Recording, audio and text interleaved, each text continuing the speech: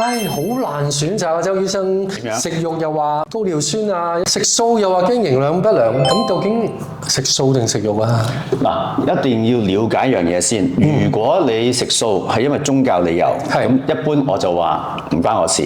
OK，我哋講科學嘅，係咪？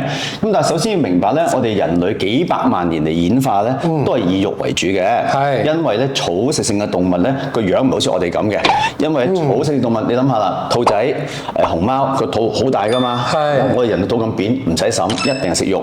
另外咧就係如果食素咧，我哋以前咧冇農作物㗎嘛，咁所以個能量非常之低啦，又冇火煮食喎，咁於是咧根本就冇辦法可以咧即係支援我哋個腦發展到而家我哋咁聰明。咁所以人咧基本上咧係食肉，幾百萬年嚟都係咁㗎啦。OK，所以呢個係大前提先。但係而家有農作物啊嘛，冇錯，所以我哋可以製造一啲植物俾我哋食咧，都有好高嘅能量。